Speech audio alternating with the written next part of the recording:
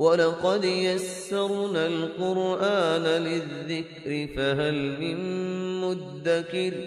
اور ہم نے قرآن کو سمجھنے کے لیے آسان کر دیا، تو کوئی ہے کہ سوچے سمجھے۔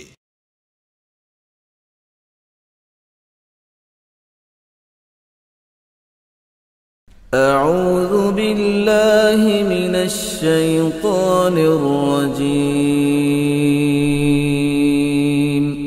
پناہ مانگتا ہوں میں اللہ کی شیطان مردود سے۔ بسم اللہ الرحمن الرحیم۔ شروع اللہ کا نام لے کر جو بڑا مہربان نہایت رحم والا ہے۔ لقد ارسلنا رسلنا بالبينات وانزلنا معهم الكتاب والميزان ليقوم الناس بالقسط وانزلنا الحديد فيه بأس شديد ومنافع للناس وَلِيَعْلَمَ اللَّهُ مَن يَنصُرُهُ وَرُسُلَهُ بِالْغَيْبِ إِنَّ اللَّهَ قَوِيٌّ عَزِيزٌ۔ نحمده ونصلي على رسوله الكريم، اما بعد فاعوذ بالله من الشیطان الرجیم، بسم اللہ الرحمن الرحیم۔ اب آ گیا ہے کلائمیکس اس سورہ کا۔ یہ آج کے ہم مسلمانوں کے لیے قرآن مجید کی اہم ترین آیت ہے۔ دین کا کانسیپٹ ہمارا کیا ہے؟ حکومت انگریز کی ہوتی رہے، ہمیں کیا نمازیں پڑھنی، روزے رکھنے ہیں۔ اور بہت بڑے عالم نے انگریز کے دور میں کہا تھا ہمیں کوئی ایسا کام نہیں کرنا چاہیے جس سے انگریزوں کو، ہمارے حاکموں کو تشویش ہو، اس لیے کہ انہوں نے ہمیں مذہبی آزادی دی ہوئی ہے۔ ہمیں وہ روکتے ہی نہیں، نمازیں پڑھو، داڑھیاں رکھو، روزے رکھو، حج کرو، انگریز روکتا نہیں۔ جس پر پھر علامہ اقبال نے پھپتی چست کی تھی کہ ملا کو جو ہے ہند میں سجدے کی اجازت، ناداں یہ سمجھتا ہے کہ اسلام ہے آزاد۔ اسلام کہاں آزاد ہے؟ کیا قرآن کا قانون نافذ ہے؟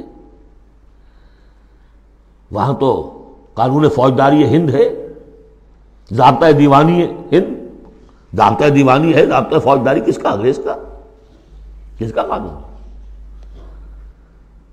اصل میں دین کا جو تصور تھا وہ ہمارا بگڑتا بگڑتا، تنگ ہوتا ہوتا، سکڑتا سکڑتا، پرورٹ ہوتا ہوا یہاں تک آ گیا ہے کہ چند ریچولز ہیں، چند رسومات ہیں، بس وہ دین ہے، باقی جو ہو سو ہو۔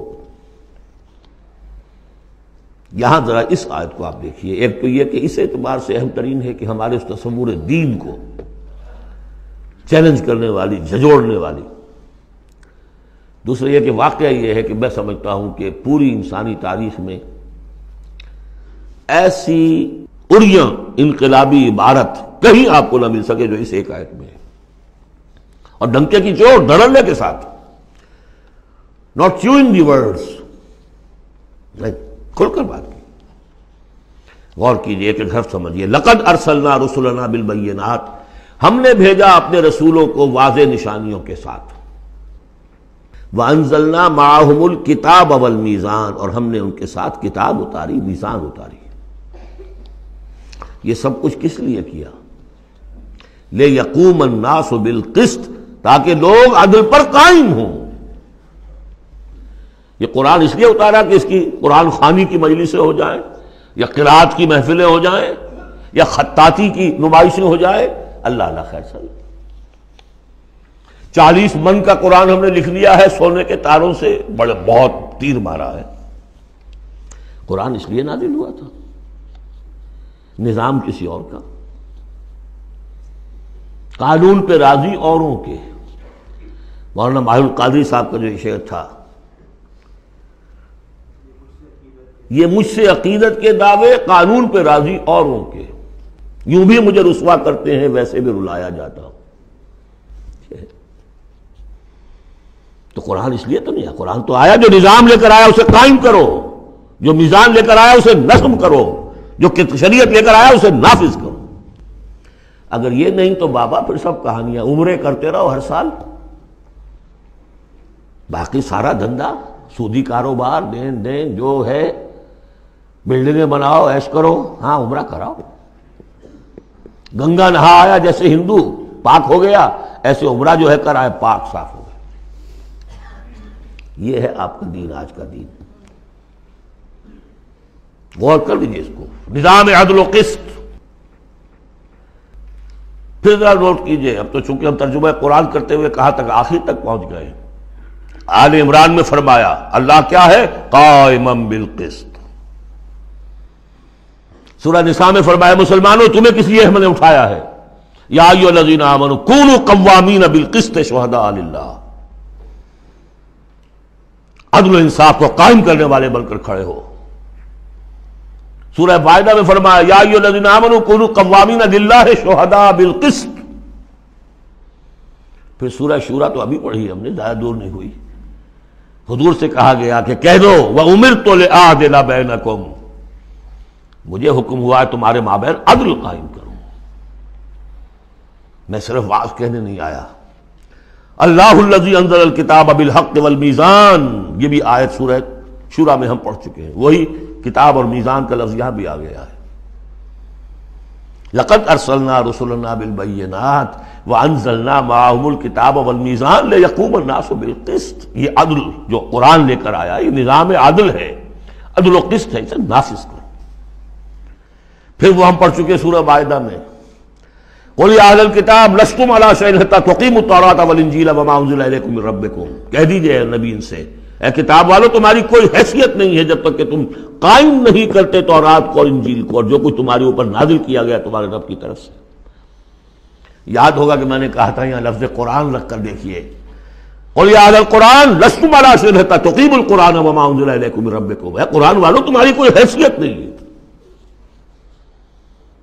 You have no face to talk to us، ہم سے دعائیں مانگ رہے ہو، ہم تمہاری دعائیں تمہارے منہ پر دے کر مارتے ہیں۔ تم نے وہ قرآن نافذ کیا یا اس کی تلاوت کی؟ تراویح میں سن لیا پورے رمضان میں ایک قرآن تو بڑا تیر مار دیا، کیا اس کا ایک حرف نہ سمجھاؤ؟ لقد ارسلنا رسلنا بالبینات وانزلنا معهم الکتاب والمیزان لیقوم الناس بالقسط، اور عدل کے راستے میں تو رکاوٹ ڈالیں گے وہ لوگ کہ جو ایکسپلائٹ کر رہے ہیں۔ جاگیردار کبھی چاہے گا کہ جاگیریں ختم ہو جائیں، وہ تو ٹیکس دینے کو تیار نہیں، آپ کہتے ہیں جاگیرداری ختم ہو جائے۔ ہاں کوئی ہو سکتا ہے ایسا بھی جاگیردار شریف النفس، کوئی سرمایہ دار ایسا ہو سکتا ہے شریف النفس، لیکن شاذ ہوگا وہ، کوئی ہوگا، اکثر و بیشتر تو نہیں ہوں گے۔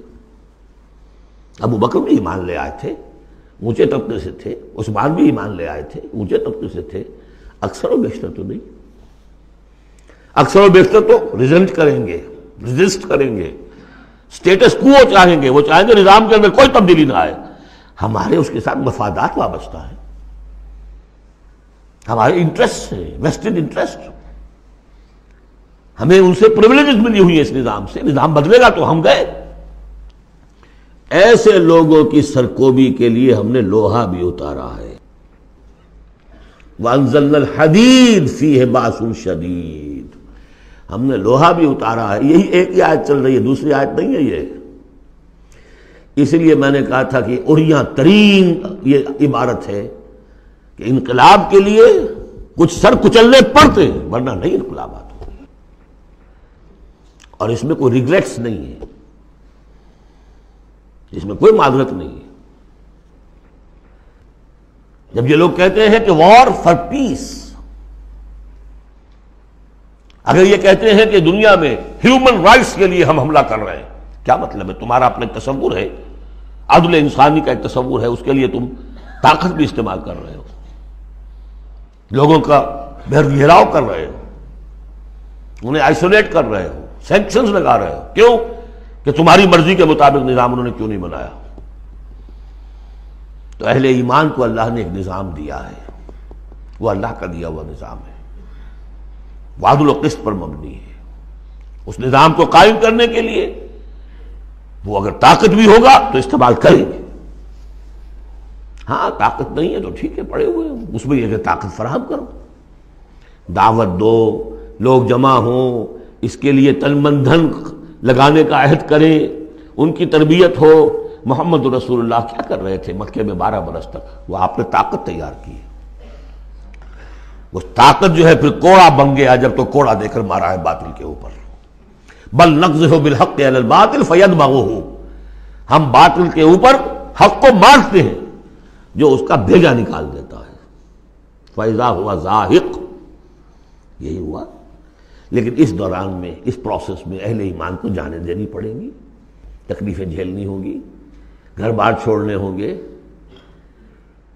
جان و مال کے نقصانات برداشت کرنے ہوں گے۔ یہ ہے انقلابی عمل۔ وَأَنزَلْنَا الْحَدِيدَ فِيهِ بَأْسٌ شَدِيدٌ، ہم نے اتارا لوہا، اس میں بڑی جنگ کی صلاحیت ہے، ہتھیار بنتا ہے۔ وہ منافع للناس، لوگوں کے لیے کچھ اور منفعت بھی ہے۔ اصل میں تو یہ تلوار اور نیزے اور ڈھال کے لیے ہے، باقی یہ کہ چمٹا پھونکنی اور توا بھی تم نے بنا لیے، چلو کوئی بات نہیں۔ اب تو وہ چمٹا پھونکنی اور توے کا دور بھی گزر گیا۔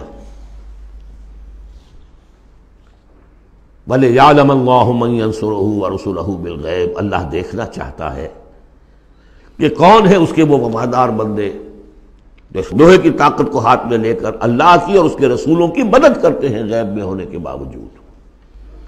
دین اللہ کا ہے اور اسے غالب کرنے کے لیے جو اللہ کے بندے میدان میں آ گئے، گویا کہ وہ اللہ کے مددگار ہیں۔ یا ایھا الذین آمنوا کونوا انصار اللہ،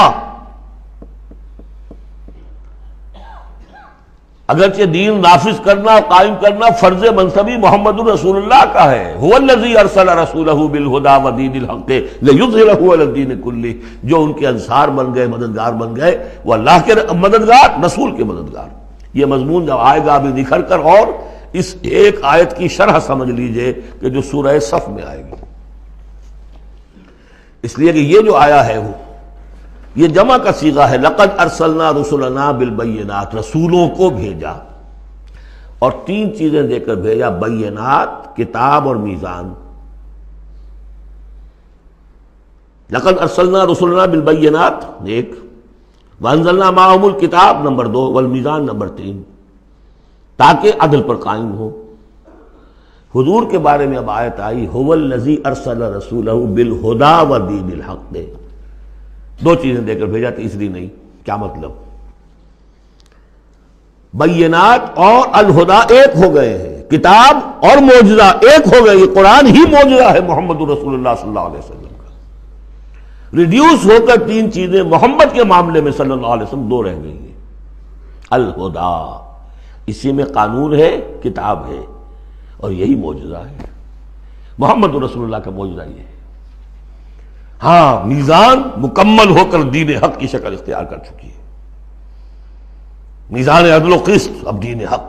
هو الذی ارسل رسولہ بالہدی ودین الحق لیظہرہ علی الدین کلہ ولو کرہ المشرکون۔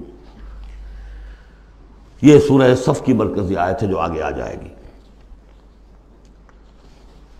لقد ارسلنا رسلنا بالبینات وانزلنا معهم الکتاب والمیزان لیقوم الناس بالقسط وانزلنا الحدید فیہ بأس شدید ومنافع للناس ولیعلم اللہ من ینصرہ ورسلہ بالغیب ان اللہ قوی عزیز۔ بارک اللہ لی ولکم فی القرآن العظیم ونفعنی وإیاکم بالآیات والذکر الحکیم۔